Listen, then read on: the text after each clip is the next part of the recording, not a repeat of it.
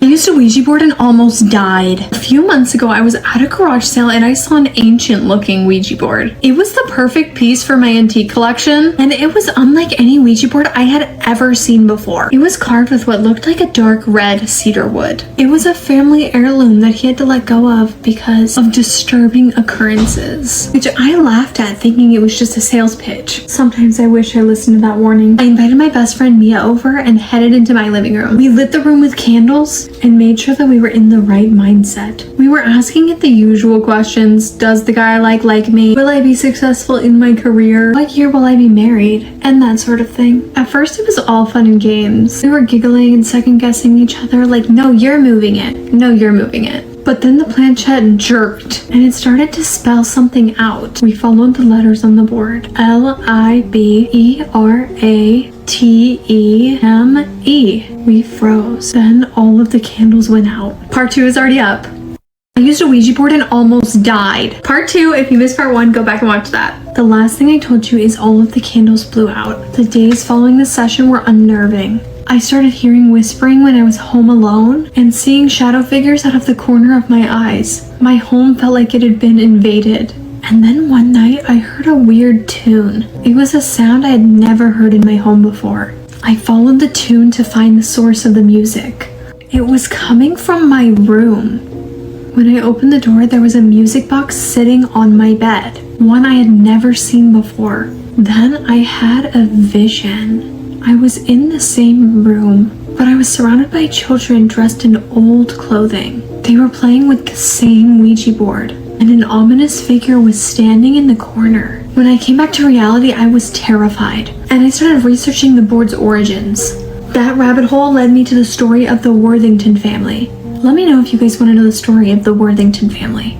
I used a Ouija board and I almost died. I'm going to tell you guys about it while I take this off. This is part 3, so if you missed part 1, go back and watch that. For you to understand what happened, let's talk about the Worthington family. They were a family from the 1800s. One year, their mansion mysteriously burned to the ground, and only the children survived. There was 2 children. Their names were Elizabeth and Samuel. According to legend, these children had been using a Ouija board. Some of the stories said they even made contact with an evil entity. His name was Malachi, but the story and history pretty much ended there. So me and Mia decided to take things into our own hands. We were going to visit the Worthington mansion. At this point, the haunting felt like it had been going on for weeks. We just wanted all of this to end. So we grabbed the Ouija board and headed to the abandoned mansion. We tried to use the Ouija board to contact the Worthington siblings. They told us that Malachi was once their protector, but some dark practitioner had trapped him in the board, and the only way to stop the haunting was to release him. The whole thing kind of made me feel bad for Malachi. So we reached out to a local spiritualist. Because we didn't know how to release Malachi, so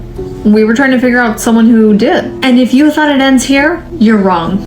I used a Ouija board and almost died. This is part 4, so if you missed part 3, go back and watch that. The last thing I told you is we reached out to a local spiritualist to release Malachi from the board. She warned us that the ritual was very risky, but Malachi told us he had been trapped for over 100 years, and we thought it was time that he was released. Being trapped like that just sounds horrible. The spiritualist had a specific chant that we had to do. When we started chanting, it felt like the air got thicker. The planchette started moving violently, spelling out threats and curses, and then suddenly with a violent flash, the board cracked in 2. And then the silence was deafening. But the thing about spirits is just like people, they can lie. And unfortunately for us, Malachi was lying. How did we know he was lying? Well, it started with the laughter. As soon as the board split in 2, there was silence. And then all of the candles lit up.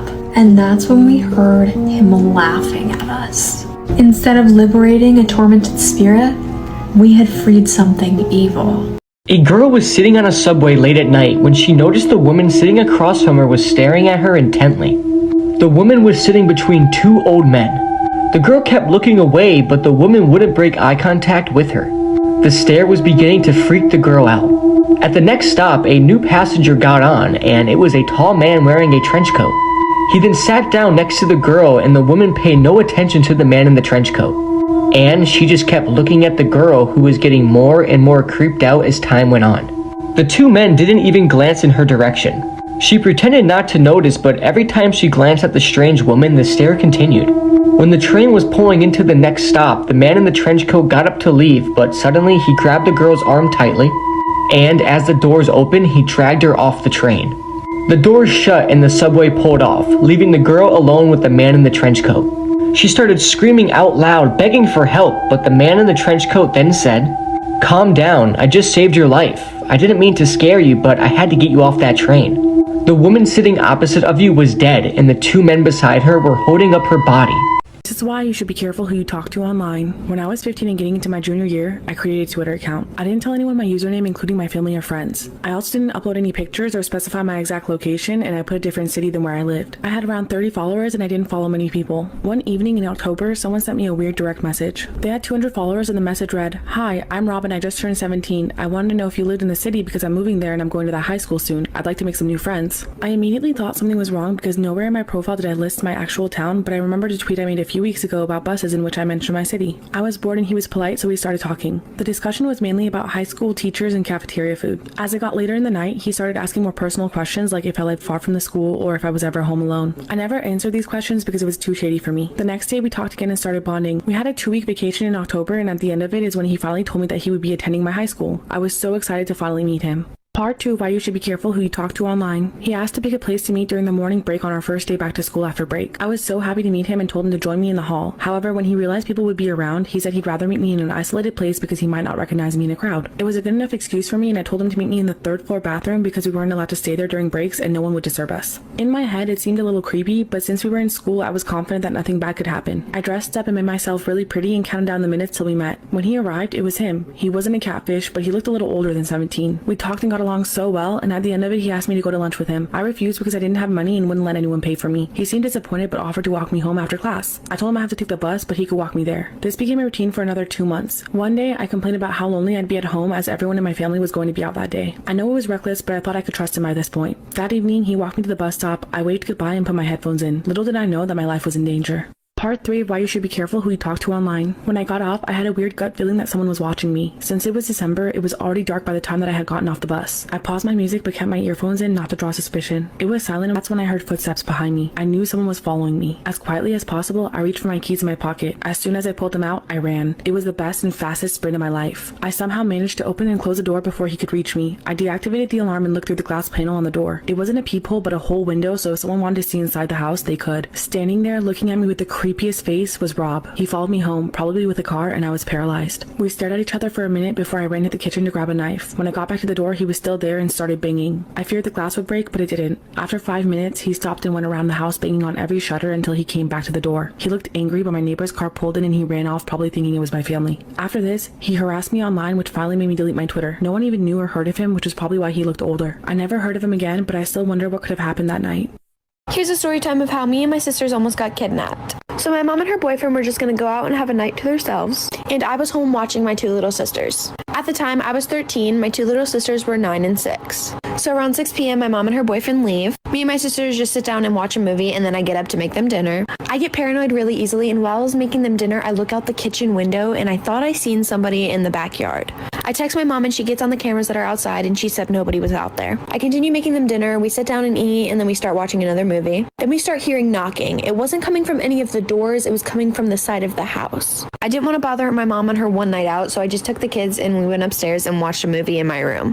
My 6-year-old sister at the time went to the bathroom and she came back in literal tears. She was literally crying so hard until I finally got her to stop and tell me what was wrong. She said as she was walking back from the bathroom, she seen somebody downstairs. I quietly locked my door and I put my sisters in the closet and I called my mom right away. I'm running out of time, like for part 2 of how me and my sisters almost got kidnapped. I called my mom and then she looked on the cameras downstairs and somebody was in the house. She never told me what the person was doing. I guess she just didn't want me worrying, but she called 911 right away. While my 2 little sisters were in the closet, my 6-year-old sister would not stop crying and I'm pretty sure the person downstairs heard her. At this time, my mom and her boyfriend were already on the way and so were the police. I heard him coming up the steps, so I quietly opened the closet door and promised my sisters that they would stay quiet and be calm no matter what. I didn't know what he was here for, so I hid in the side of the bed in front of the closet so that he would get to me before he got to the girls. I heard him just rummaging through stuff and stuff breaking. Then a couple minutes later, I hear the police sirens. Right as I hear the police sirens, I hear a bedroom window smash. While trying to stay as calm as I can, 3 policemen bust down the door.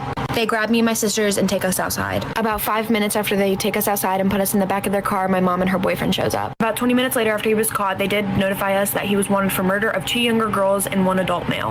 About $10,000 of our stuff was either missing or broke. Then about a month later, when we were capable to, we did move.